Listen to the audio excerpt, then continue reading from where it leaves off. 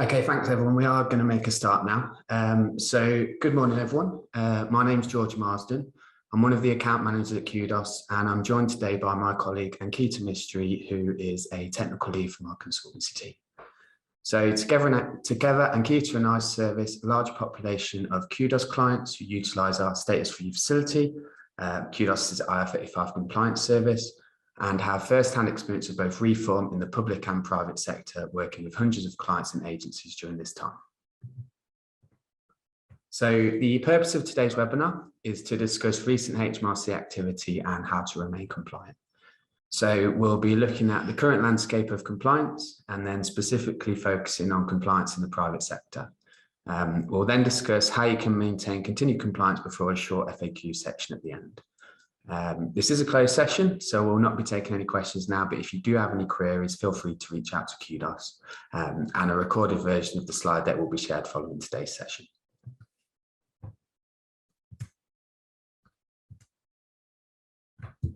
So before we get started, for those of you who are unfamiliar with Qdos, we began as a small tax consultancy in 1988 under the name Mentor Tax Services. In 1999, we rebranded to Qdos and began specialising in the new IR35 legislation, which was enforced in 2000. Since then, we've assessed over 150,000 engagements for IR35 status, defended over 1,600 IR35 inquiries, and supported over 2,200 hirers and recruiters to compliantly manage the off-payroll rules. I'm now going to hand over to Ankita to start the session. Thanks, George. Hello and welcome to this morning's webinar. In this part of the webinar, we will be looking at the landscape of compliance in respect of IR35. As you might know, the reform only came into play in the private sector April of this year.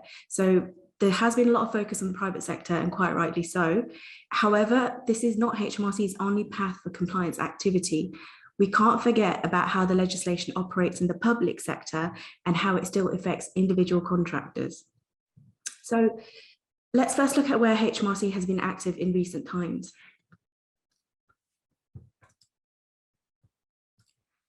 So recently, there have been several instances of Hmrc penalising public sector bodies.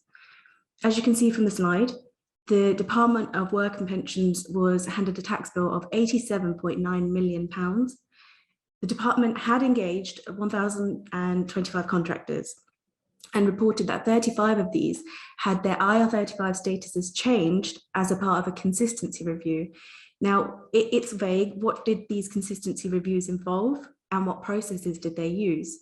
It would have been quite interesting to understand what the differences were between the working practices for those who went from outside IR35 to inside IR35. However, this information was not released. So obviously it's something that we don't really know much about. So what did DWP learn from this investigation? They stated that they are looking to improve their IR35 assessment procedures and invest time, effort, and resources to improve their departmental position regarding IR35 compliance. Another public body which was stung by Hmrc was the Home Office.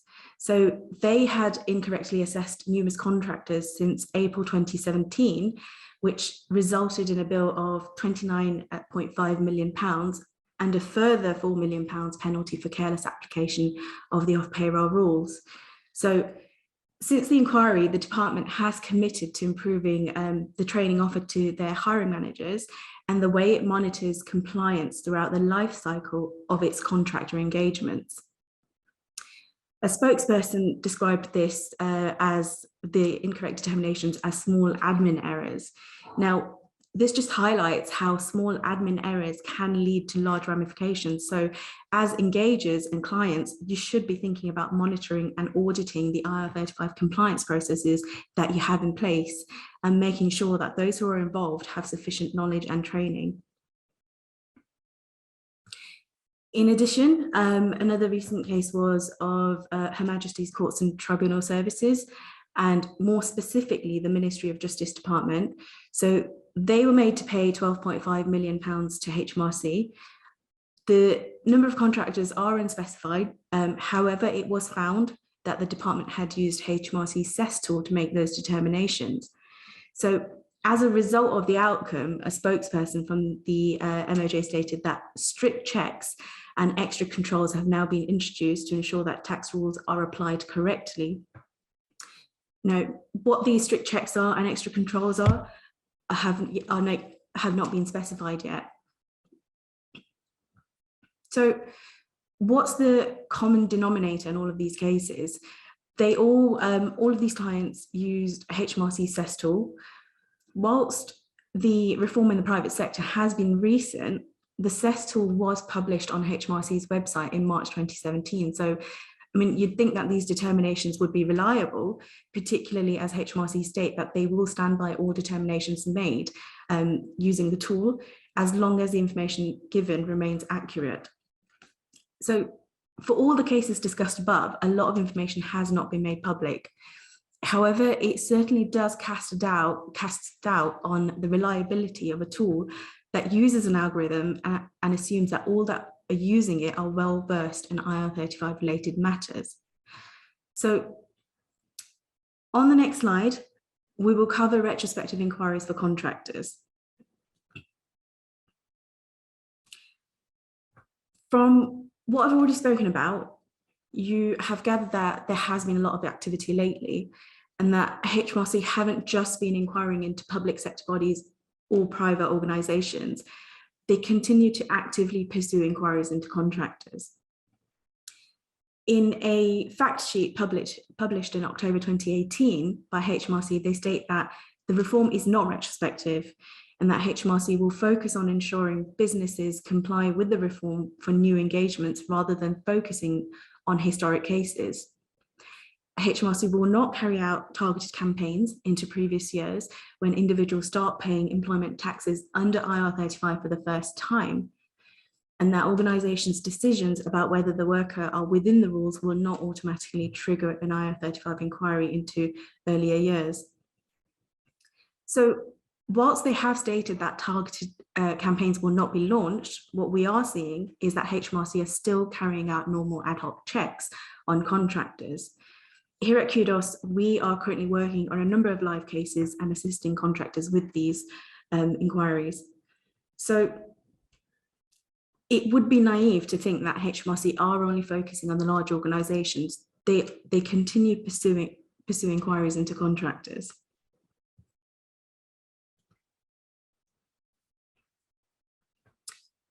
In the last few years, we've seen that Hmrc are aggressively pushing cases through the tribunal system.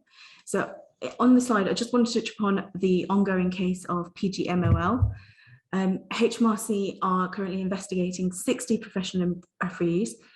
The case was heard in 2018, and the dates these referees were engaged were between 2014 and 2016. The missing employment taxes accounted for £584,000. So a recent decision by the Court of Appeal affirmed that Hmrc interpreted the test of mu incorrectly. So their stance was too narrow because they believed that mutuality of obligation existed automatically where there is an agreement to provide services. Sorry, Ankita. So what is mu then? Okay, so in basic terms, really, mutuality of obligation, or more commonly abbreviated to mu, is when there is an obligation on the employer to provide work and an obligation on the employee to accept that work. Okay, so what does this mean for those who relied on the CES tool? It means that if Hmrc's stance on mu is overruled, determinations made through CES could be incorrect. So due to the pivotal nature of this case, there are several other contractors awaiting the result of PGMOL, one of which being George Mantides Limited. The Court of Appeal have sent the case back to the first tier tribunal to be reheard. On the next slide, let's continue looking at cases which have been through or are still going through the tribunal system. Okay, so some of these cases are obviously high profile cases.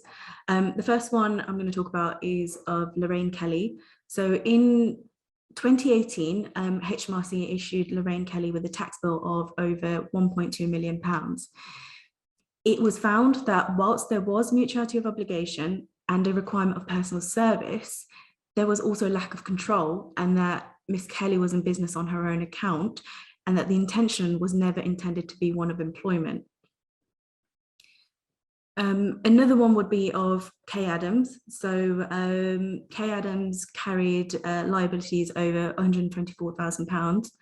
And whilst it's accepted that the television host provided a personal service, in exceptional circumstances, the client would accept a replacement.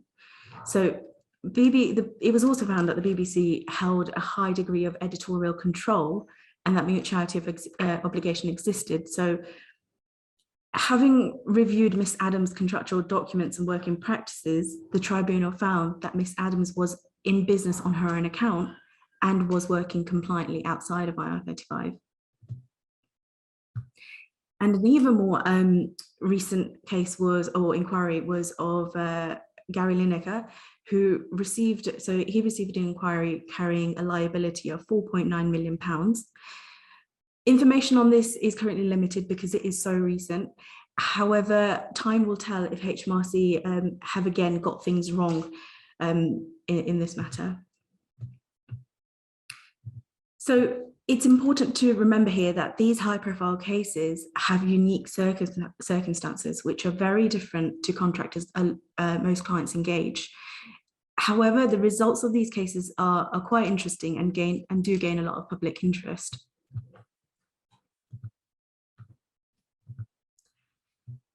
So it's necessary when looking at active cases and case law and wider Hmrc compliance activity to spend some time discussing CEST.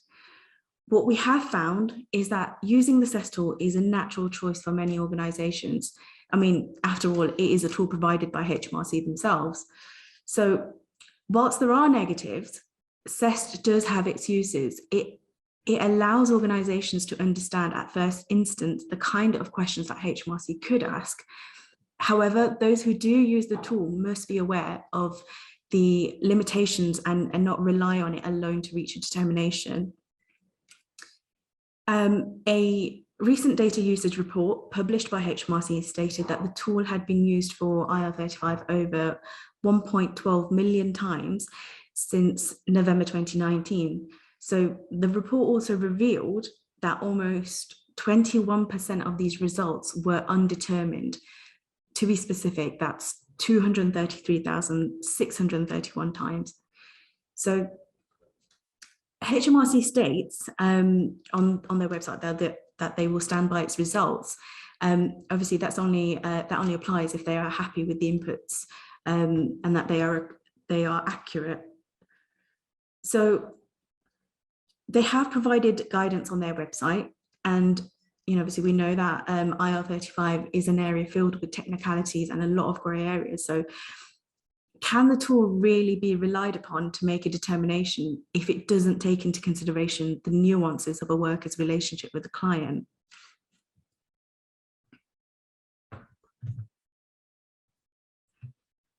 Okay, now moving away from the wider IR35 compliance landscape, we're now going to focus directly on Hmrc's initial activity into off-payroll working in the private sector.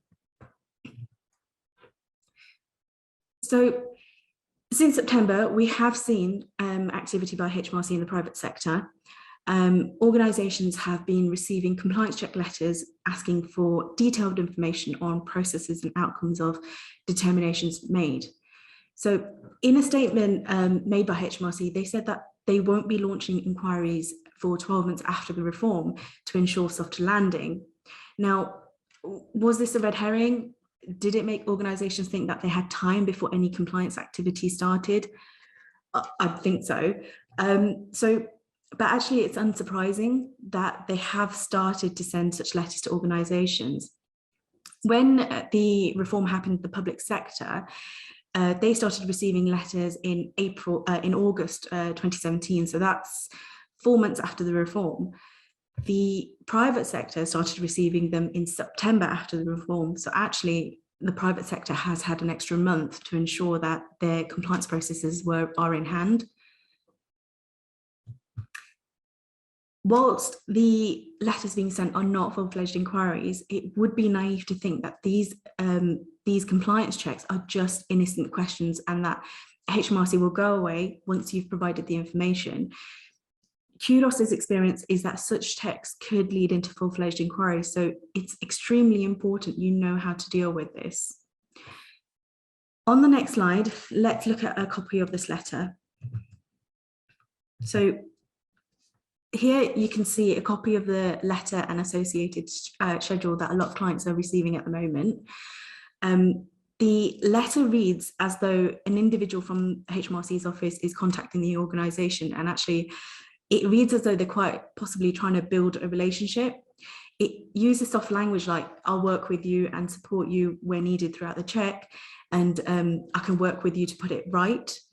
So the language and the tone used almost creates a sense of security, but obviously it's important to remember here, it's still a compliance check.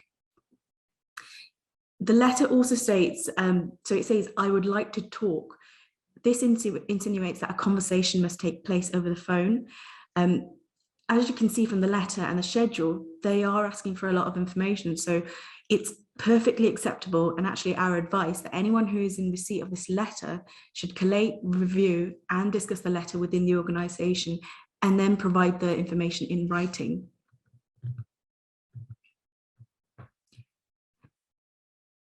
Okay, so let's go through the 3 bullet points raised in the letter. Firstly, HMRC want to understand the hiring processes for contractors who work through their own intermediary, such as a personal service company. This could be either directly or via an agency or another labour provider. So the point is very clear. HMRC want to understand how PSCs are engaged, and the response to this will help them understand if there are actual processes in place. HMRC also want to understand the process for deciding the employment status of these workers. Now, this can be quite interesting because obviously some businesses have their own internal processes for determining statuses. Others have engaged third-party specialists like Qdos, and some businesses may have relied on the CES tool. I've already highlighted recent cases and issues with the CES tool. So, I mean, it's unlikely that HMRC would own up to the flaws of their own tool. And, you know, whilst it's not the user's fault, how much leeway will actually HMRC give if, as per the letter, at any point you realise you've made a mistake in applying the rules? We saw in the case of the Home Office that small admin errors led to them receiving a tax bill of £29.5 million. So obviously errors is saying that it was a small admin error is just not an excuse to close down the inquiry. Also, HMRC want to understand the process for deciding if any services you outsource are fully contracted out. Now, outsourced services are a whole topic on its own. There are some businesses and stakeholders within internal supply chains who fully understand their structure. And there are also others who just think having a statement of work is enough for a genuinely contracted out service agreement. It's actually an area that our team have spent a lot of time advising clients on in advance of the reform, and we continue to assist with. Obviously, it's certainly an aspect of IR35 reform that we do recommend organisations seek advice on, because it is untested and at times very complex. From this point, it's clear that HMRC are interested in understanding and possibly exploiting any confusion organisations might have about fully contracted out services.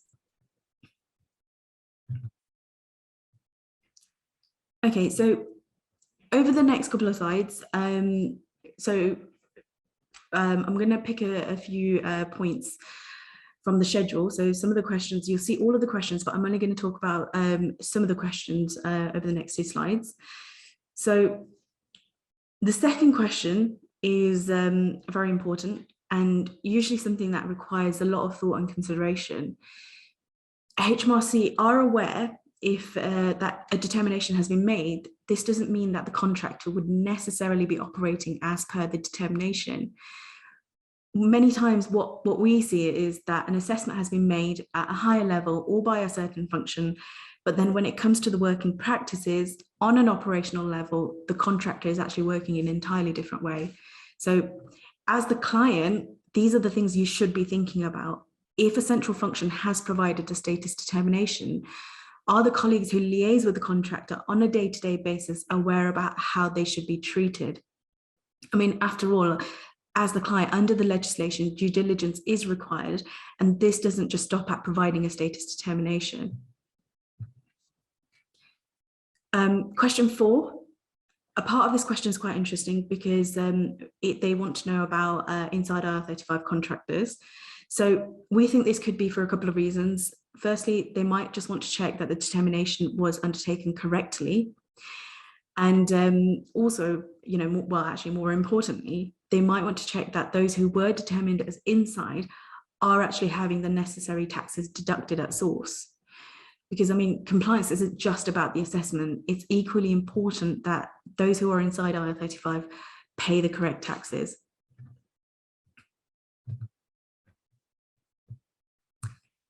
Question 7. So umbrella companies are a popular engagement option for clients and fee payers where contractors are assessed as inside of IR35. We've seen a pretty big surge in the volume of contractors operating under this structure. So umbrella companies frequently do come under fire for being non-compliant and masking as tax avoidance arrangements. It's therefore understandable that Hmrc would want to get a view on umbrella activities and establish that those who are inside are correctly being taxed. Question 8. Again, this question, it could just be for information purposes, or are Hmrc just curious about statistics, or are they wanting to understand if the engagements should have always been inside IR35 or employment contracts? So as mentioned earlier on, Hmrc in their previous guidance have stated that a change of status will not lead to a retrospective inquiry for the contractor. But what we experienced when the reform was looming was that we had countless queries and phone calls and emails from contractors where they were concerned that if they take an engagement which is now inside of IR35, this will automatically trigger an inquiry. So could it be that this question will put those contractors who transferred in a detrimental position, or are Hmrc simply wanting to understand if the reform has pushed more contractors inside, making it difficult to operate under this structure? Question 9, as mentioned when discussing the 3 points in the main body of the letter, contractor debt service, it's a complex and grey area for many clients. And is it possible that Hmrc are trying to exploit this confusion? It's important to state here that this is only our interpretation. We're only trying to read between the lines, and it's impossible to speculate what Hmrc's true intentions are behind these questions. So with this in mind, it's imperative to be prepared and to ensure your organisation is operating compliantly.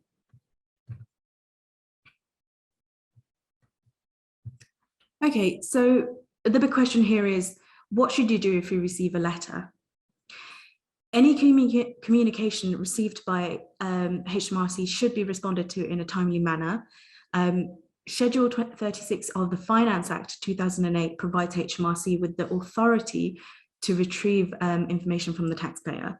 So, see, ignoring letters could lead to financial penalties and or enforcement action. So it's important you do take action. As mentioned earlier on, the letter does indicate a conversation needs to take place, but actually it's perfectly acceptable that your organisation liaises with departments and individuals who are involved or are still involved in the IR35 compliance process, and that you collate information, devise a plan, and then respond in writing. Doing this will give your business a chance to reflect and provide a well-articulated response. Not only is it important to respond to the letter, but the likelihood is that you will receive more questions. So if you have received the letter, it would also be a good time to start thinking ahead and create an action plan should there be further correspondence from Hmrc. If you have engaged a third-party specialist and you've received the letter, get in touch with them as soon as possible, because obviously, after all, this is what you've engaged them to do. And if you have engaged Qdos, we are here to support you. So, and these sorts of things are covered under the insurances that we provide. On the next few slides, George will talk to you a little bit more in detail about continued compliance. Thanks, Ankita. So with Hmrc having commenced their initial programme of compliance checks, it's all the more important and timely for organisations to have a grasp on continued compliance with the off-payroll rules. Now, we know there was such significant focus on organisations preparing in advance of the reform, from selecting the best mechanism to assess status, undertaking IR35 audits, through to delivering assessments of incumbent contingent populations. But hasn't a focus, forethought, planning and fulfilment been given to how to maintain compliance going forward? Now, over the next few slides, I'll be covering off the key fundamentals of continued compliance. Now, this might be a refresh for some practices you already have, or maybe something on a much more detailed level than you had thought was necessary. Now, this would all help in the event of an investigation, both in demonstrating your approach to compliance, as well as making it an easier task to prepare information for Hmrc in the event of a compliance check like we have spoken of, or a formal inquiry. So to be wholly compliant with off-payroll working rules, organisations need to look beyond just assessments. Organisations need to consider a number of different areas. So you would need to have a robust assessment process in place that is fully compliant and will stand up to Hmrc probing. You should look to provide regular training and communication internally. You could put a contractor engagement policy in place, and you could also have process documentation and policies in order to have the relevant documents available to present to Hmrc should they request it, as they have done in the letter that we've discussed previously. And finally, regular auditing can be hugely beneficial in testing adherence to IR35 processes.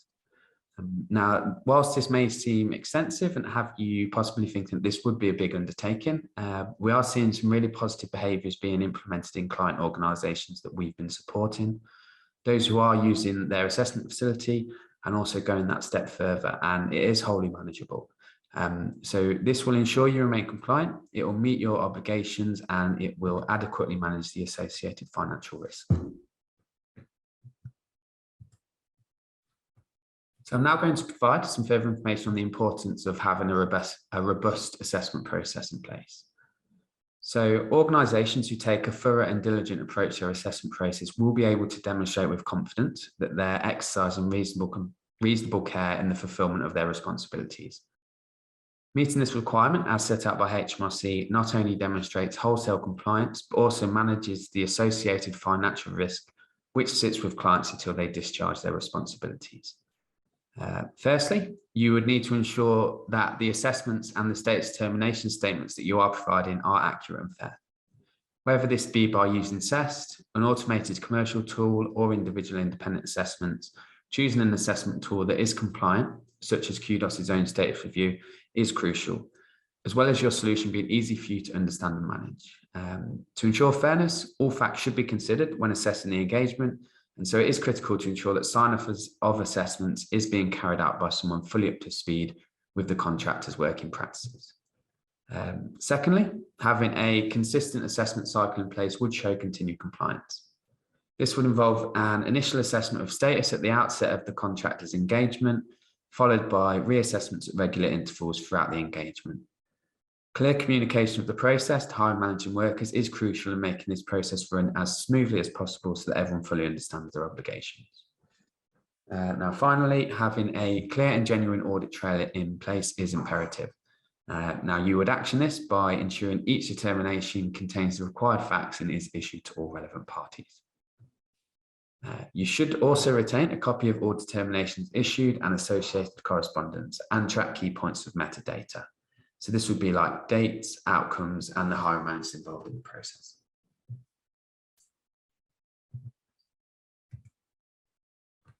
Now, a further way that you can show compliance is by carrying out regular internal training. One of the biggest hurdles organisations to prepare for IR35 change in the private sector is developing the necessary knowledge and understanding of the legislation. With a number of stakeholders being involved in the IR35 process, it is crucial that there is an understanding of the key IR35 status tests, as well as IR35 as a whole. Now, this can be supported with regular internal training sessions of the relevant team members to help keep the legislation fresh in people's minds and to ensure that the ramifications of any incorrect interpretations are fully understood. Now, we at Qdos have been providing IR35 training and speaking at various seminars for many years and can provide any of those as an example. However, bespoke requirements can also be accommodated. Now, another way that you can ensure continued compliance is through a contractor engagement policy. Now, a contractor engagement policy, or CEP for short, is a document that sets out in clear and precise terms what day-to-day working practices your business requires the contingent workforce that you engage to follow in order to ensure compliance with the off-payroll rules. The merits of a CEP are that it enables all parties, so that would be like the client, the hiring manager, and the contingent worker, to be fully aware of the day-to-day working practices that you as a business are willing to accept in respect of the contingent workforce and those which you aren't, and how those working practices interact with the off-payroll rules. So this could include things such as client stance and process for substitution, and also it could include the client's view of control as an example. Now, the CEP can be part of any onboarding pack given to the contingent workforce as part of the engagement process, as well as a policy issued to hiring managers, again, helping to demonstrate a wholesale due diligence. Now, a client decision to design and implement CEP is a really positive step in terms of managing IR35. However, the creation of a policy on its own is not enough. Now, we have worked closely with several clients within the energy, IT, and automotive sectors to create bespoke CEPs for their businesses, some of whom have had separate CEPs for each department within their business, as how they wish to engage contingent workers varied from department to department. Now, as part of this process, our head of tax held regular discussions and meetings with the client to ensure that the finalised CEP was appropriate to their needs and requirements. Now, the next point we'll look to discuss is the importance of process documentation and policies. Having process documentation in place demonstrates that the business is taking a gold standard approach to compliance and can be used as evidence to Hmrc. This gives the business the ability to set out all processes, roles, and responsibilities in respect of the engagement of off-payroll workers. This documentation is only worth so much if what it's outlined does not happen in practice, so it is important that this does reflect the genuine business position. If it does, then it can be used to train and support individuals in the business responsible for activities and also hold people to relevant compliance standards. So this can include requisition process, expenses, contractor engagement guidelines, assessment process and steps, reassessments, exceptions and escalations.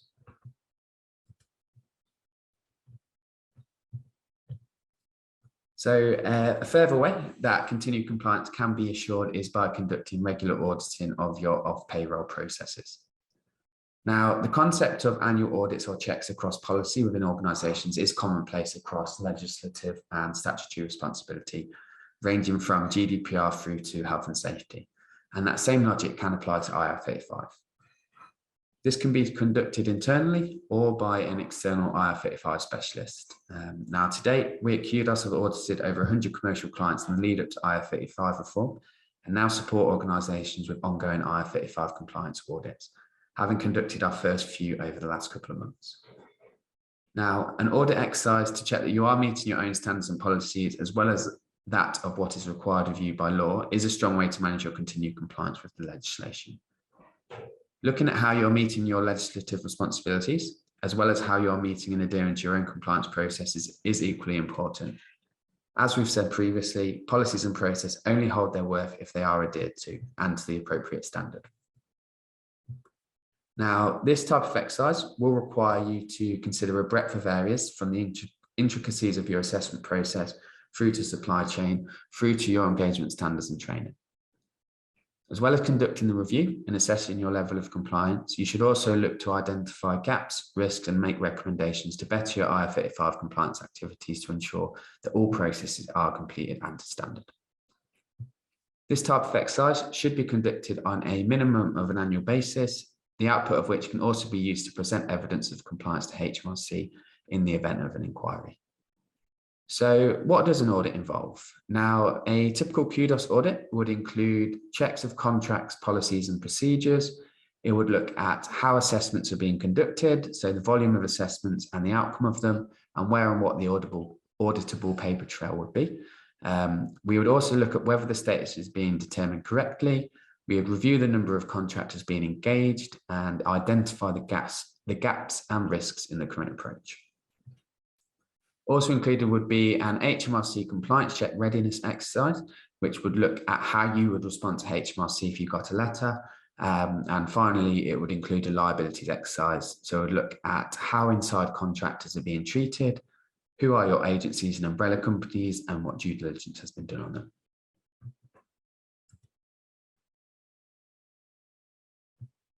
Okay, so with the recent spell of HMRC activity being such a key focal point, we want to share some of the most common questions we are seeing from clients and agencies, and hope that these give you a clearer view around some of the unknowns or potential areas of concern. So I'll be asking these questions, and I'll be positioning these as if I am a client or agency. So Ankita, what should we do if we receive a letter? Okay, so if you receive a letter, you can speak with Qdos. Like I mentioned earlier on in the webinar, don't think it's just an innocent compliance check. The responses provided could lead to further questions. And so it's important that any correspondence made with HMRC is carefully thought through and considered.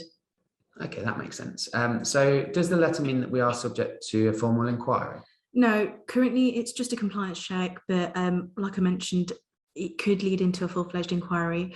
So it's advisable that you are prepared. Okay, next question.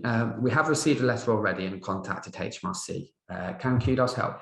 Yeah, so Qdos can assist with this. So for those organisations who have insurances with us, just get in touch with your account manager to discuss further. And even if you don't have insurances with us, it is something that we can assist with on a consultancy basis. So if you'd like to discuss this, just get in touch with us. Okay, next question. Now, what happens if we have done a CES determination and HMRC launched an inquiry? Okay, so from the cases that I've spoken about and the issues arising from the CES tool, it's important to remember that just because the CES tool was used, it doesn't mean that HMRC will stand by those determinations. So if you or your clients have used the tool, you might want to consider the guidance that we've gone through in this webinar to ensure compliance. And just to add to this, now further consideration should be that CES determinations are not backed up by insurance like other options like Qdos' status review are. So having insurance in place to back up any determinations made can take the financial risk and worry out of your hands. So, sorry, one final question, Ankita. The contractors work for a statement of work. Does IR35 still apply? Okay, so we briefly touched upon this in the webinar. Contracted out services are a big topic in itself. So IR35 will apply, however, the application of it depends on the relationship. So if the services have been genuinely contracted out to a consultancy firm, then the consultancy will be classed as the contractor's client. If the consultancy is a medium to large size business, then they will be responsible for the contractor's determination and or liable if they are also the fee payer. If the consultancy are a small business and so exempt from the new rules, then the responsibility and liability sits with the contractor. So the key here is actually to establish what is the genuine relationship in the supply chain and who will be the end client and or fee payer. Okay, thanks, Ankita. So just to finish things off, we're now going to have a look at the key takeaways from today's session. Okay, so firstly, it's common knowledge now that compliance check letters are being sent. So as you've seen from the webinar slides, a lot of information is being requested. So it's acceptable to articulate responses and provide a response in writing. It would also be advisable to organisations to be prepared for further questions. So looking at the slides in the example letter, would your organisation be confident in answering those questions? Do you have documented IR35 policies in place? And are there any functions or individuals who ensure compliance with IR35 policies throughout your business? Whether you receive a letter or not, it would be good business practice to regularly audit your compliance process. I mean, it's paramount that organisations don't think it's just about providing a status determination. IR35 compliance should be continuous throughout the contractor lifecycle. Another key takeaway would be, so as mentioned above, undertaking an initial assessment is not enough. Reaching a status determination is important. However, maintaining those working practices and remaining compliant is equally crucial. So it's vital that you have consistency of reviews for those contractors and that the assessments reflect the actual day-to-day working practices for contractors engaged. If an assessment is undertaken at a higher level and your organisation has business standards, are the colleagues who liaise with the contractor on a day-to-day basis aware of these, and do they adhere to the standards? If there is a discrepancy in the assessment and the way the contractor is operating, then this would have an impact in the event of an inquiry. So as a client, you should be consistently checking this in line with the due diligence required by the legislation. Okay, so next takeaway, what's also clear from HMRC's recent activity is that it is imperative to have internal processes in place to ensure a consistent and continuous approach to off-payroll workers. Now, it's evident from the letters that are already being received by clients that the soft landing that was promised by HMRC was a definite red herring, and that HMRC are looking at how clients have reacted to the reform. So this can be achieved with regular training, auditing, and communication internally to ensure everyone is on the same page.